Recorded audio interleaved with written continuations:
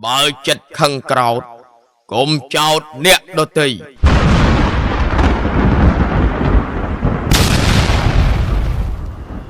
ละអាងភ្នំជុំសពឥតស្ងប់ព្រះពាយសាមុទ្រទាំងឡាយឥតស្ងប់រលកមេឃមិនស្រឡះឥតខ្វះពពកមាសសុទ្ធមិនយកទៅរកដុំថ្មសាបពូជមិនដុះបន្ទុះតែក្រប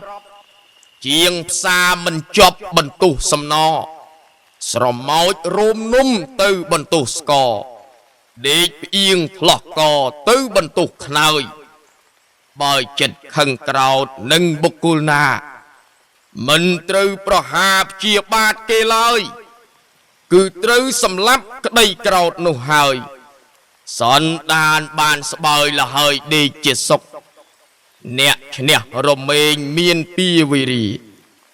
អ្នកចាញ់ក្រំគ្រារមែងរងទុកអ្នកឥតក្រោតខឹងរមែងបានសុខចិត្តស្រួលស្រណុកព្រោះឥតសត្រូវវាពុំដែលស្ងប់ដោយការចងពៀអ្នកបៀតបៀនគ្នារមែងអាស្រូវអ្នកមានមេត្តាចិត្តឥតខូខើពិតដើរចំផ្លូវព្រះអរិយៈ